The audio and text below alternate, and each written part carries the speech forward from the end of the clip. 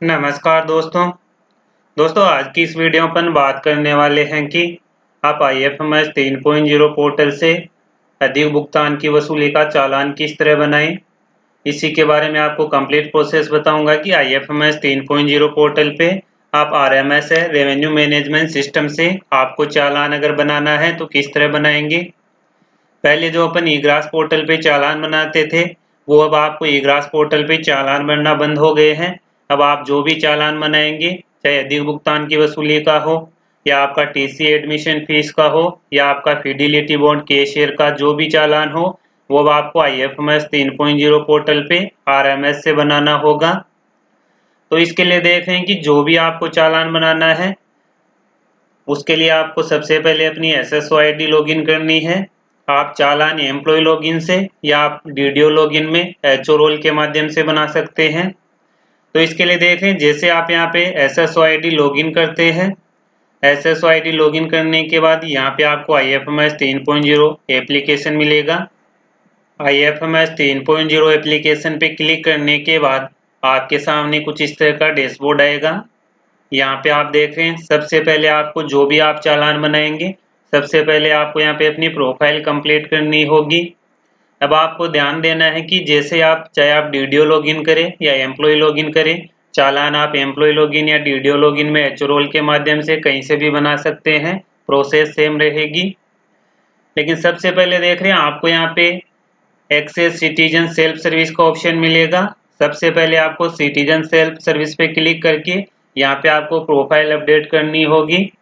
जब तक आप प्रोफाइल अपडेट नहीं करेंगे तब तक आपका चालान प्रोसेस नहीं होगा, क्योंकि यहाँ पे आपको अपने मोबाइल नंबर डाल के वेरीफाई अपडेट करने होंगे। तो यहाँ पे देख रहे हैं आपको RMS मिलेगा, रेवेन्यू मैनेजमेंट सिस्टम मिलेगा। जैसे आप नीचे जाएंगे तो यहाँ पे आपको कंप्लीट रजिस्ट्रेशन का ऑप्शन मिलेगा।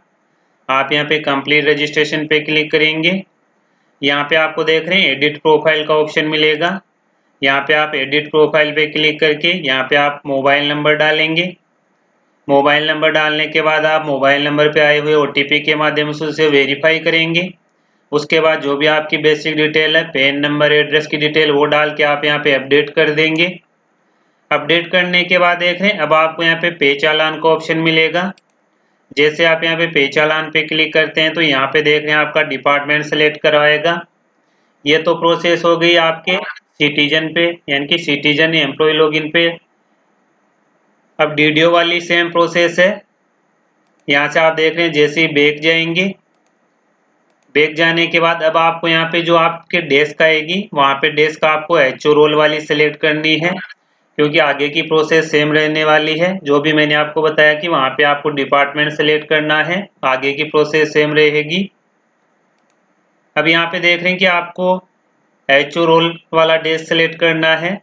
जैसे आप डेस्क सेलेक्ट करते हैं तो नीचे आपको HO मिलेगा, यानी कि आप अगर DDO लेवल से HO रोल से चालान बनाएंगे तो आपका DDO रोल से चालान नहीं बनेगा, वो बनेगा HO रोल से चालान बनेगा। बाकी आप एम्प्लॉय लॉगिन से, सिटीजन से आप चालान बना सकते हैं। जो भी अभी मैंने प्रोसेस बताई वो वाली प्रोसेस आपको करनी है। अब जैसे आप HO रोल में आएंगे तो यहाँ पे आपको रेवेन्यू मैनेजमेंट में RMS का ऑप्शन मिलेगा। आप यहाँ पे RMS वाले पे क्लिक करेंगे। यहाँ पे देख रहे हैं आपको क्रिएट चालान का ऑप्शन मिलेगा। अब यहाँ पे देख रहे हैं कि आपको माइनस एक्सपेंडिचर चालान का ऑप्शन मिलेगा, यानी कि अपन चालान बना रहे हैं अधिक भुगतान की वसूली का। तो यहाँ पे आपको माइनस एक्सपेंडिचर चालान वाले पे क्लिक करना है। जैसे आप यहाँ पे माइनस एक्सपेंडिचर चालान वाले पे क्लिक करते हैं तो यहाँ पे आपका डिपार्टमेंट ऑटोमेटिक आएगा। यहाँ पे आपको मेजर हेड मिलेगा। यहाँ से आप मेजर हेड सेलेक्ट करेंगे। जो अधिक भुगतान की वसूली का मेजर हेड होगा, चाहे आपका सेकेंडरी एजुकेशन डिपार्टमेंट हो या एलिमेंट्री एजुकेशन डिपार्टमेंट हो, आपका मेजर हेड सेम रहने वाला है। वो रहेगा आपका 2202 सामान्य शिक्षा। ये वाला आप सेलेक्ट करेंगे। जैसे आप सेलेक्ट करते हैं तो नीचे देख रहे हैं आपको अवेलेबल हेड्स मिलेंगे, यानी कि इस मेजर हेड में जो भी हेड होंगे, माइनर हेड होंगे, वो सभी आपको यहाँ पे देखने को मिलेंगे। अब आपका जो अधिक भुगतान की वसूली का होगा वो आपको यहाँ पे मिलेगा 2202-02-911-0101 माध्यमिक शिक्षा। ये हेड हो गया आपका माध्यमिक शिक्षा का अधिक भुगतान की वसूली का। जो आपका प्रारंभिक शिक्षा का अधिक भुगतान की वसूली का हेड होगा वो आपका होगा 220201, यानी कि 02 के स्थान पे यहाँ पे केवल 01 आएगा प्रारंभिक शिक्षा का। यानी कि पहले जो अपन ई ग्रास पे बजट हेड अधिक भुगतान की वसूली के चालान बनाते थे, जो बजट हेड ई ग्रास पोर्टल पे थे, वो हेड इस सेम आपके IFMS 3.0 पोर्टल पे रहने वाले हैं। बस आप जिस फाइनेंशियल ईयर का अधिक भुगतान की वसूली का चालान बना रहे हैं उसके अनुसार आपको बजट हेड सेलेक्ट करना है। तो यहाँ पे आप देख रहे हैं कि अपना मेजर हेड में से जो अवेलेबल हेड है वो आप यहाँ पे क्लिक करेंगे। जैसे आप क्लिक करते हैं तो यहाँ पे आपको एरो का चिन्ह मिलेगा, आप यहाँ पे एरो वाले चिन्ह पे क्लिक करेंगे। एरो वाले चिन्ह पे क्लिक करने के बाद जो आपने हेड सेलेक्ट किया था वो आपको यहाँ पे बॉक्स में देखने को मिलेगा। अब जैसे आप नीचे जाएंगे तो यहाँ पे देख रहे हैं आपको मिलेगा प्रोफाइल एंड क्लासिफिकेशन, यानी कि आपको यहाँ पे ऑब्जेक्ट हेड सेलेक्ट करना है। जो आपने हेड सेलेक्ट किया है अधिक भुगतान की वसूली का, उसमें आपका जो ऑब्जेक्ट हेड आएगा वो आएगा 98 आएगा, ये आप सेलेक्ट करेंगे। यहाँ पे आपका प्लान नॉन प्लान में SF रहने देंगे, इसके बाद यहाँ पे वोटेड रहने देंगे। अब आपको ई चालान की यहाँ पे डिटेल देनी है, यानी कि आपके ऑफिस की डिटेल देनी है। यहाँ पे आपके ऑफिस की डिटेल अगर आप HO रोल से बना रहे हैं तो ऑटोमेटिक आएगी, आपका डिस्ट्रिक्ट देखने को मिलेगा, ऑफिस का नेम मिलेगा, आपकी ट्रेजरी ऑटोमेटिक आएगी, फाइनेंशियल ईयर आपका ऑटोमेटिक मिलेगा। अब आपको ध्यान देना है कि अगर आप यहाँ पे चालू वित्त वर्ष 26-27 का अधिक भुगतान की वसूली का चालान बना रहे हैं तो आप यहाँ पे 26-27 सेलेक्ट करेंगे।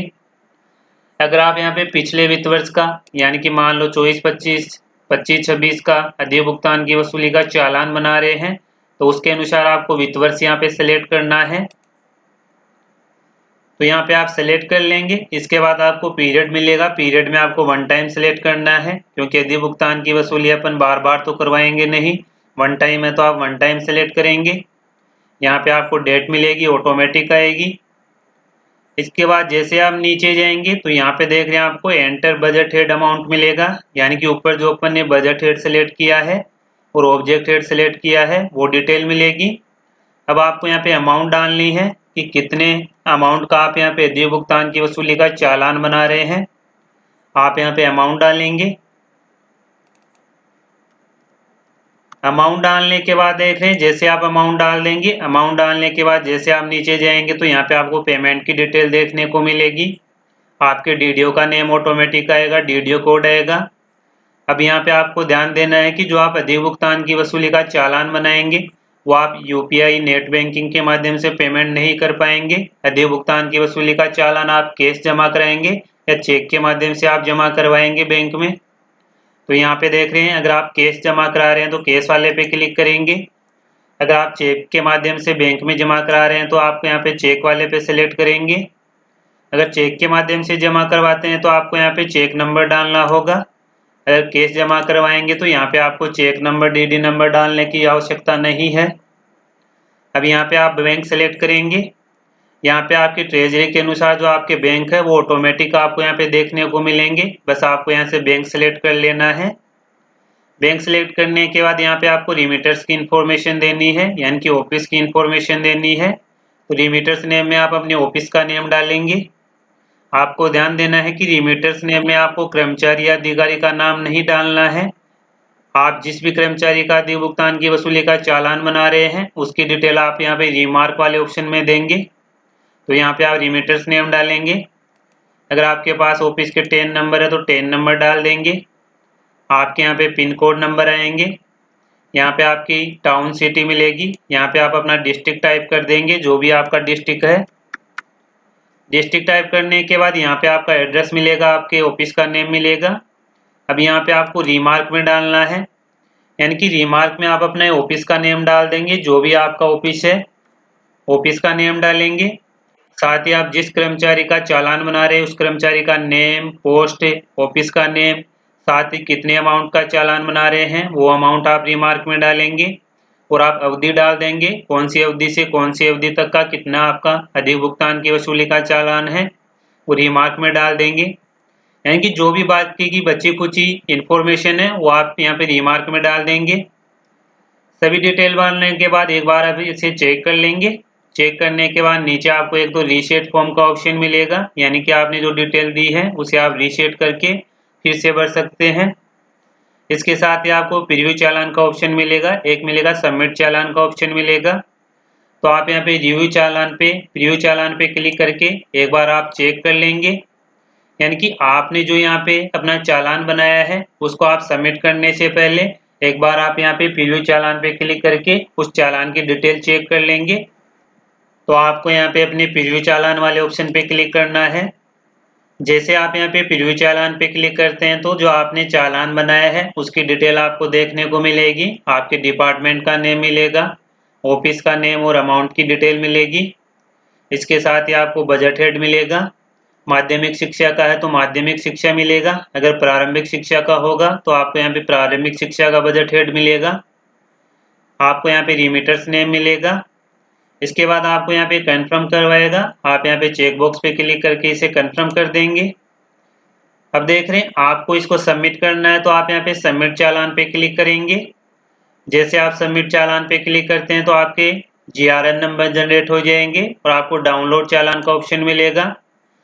तो आप यहाँ पे देख रहे हैं कि इस तरह का चालान आपके सामने जनरेट होके आएगा, यानी कि अपन ने IFMS 3.0 पोर्टल पे RMS से रेवेन्यू मैनेजमेंट सिस्टम से अधिक भुगतान की वसूली का चालान बना लिया है।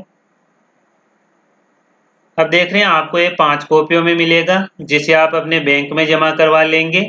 बैंक में जमा करवाने के बाद बैंक आपको इसकी एक कॉपी रख लेगा, बाकी की कॉपी आपको दे देगा। तो इस तरह आप IFMS 3.0 पोर्टल पे एम्प्लॉय लॉगिन से या HO लॉगिन से अधिक भुगतान की वसूली का चालान किस तरह बनाएंगे, कंप्लीट प्रोसेस मैंने आपको बता दी है। मैंने जो है आपको प्रोसेस बताई है वो HO रोल से चालान बना के बताई है। तो आज की इस वीडियो में यही अपडेट थी कि आप RMS से अधिक भुगतान की वसूली का चालान किस तरह बनाएं। फिर भी आपको किसी तरह की कोई समस्या हो तो आप कमेंट बॉक्स में कमेंट जरूर करें। तो दोस्तों आज की इस वीडियो में यही अपडेट थी। फिर मिलते हैं नई वीडियो के साथ, तब तक के लिए जय हिंद जय भारत।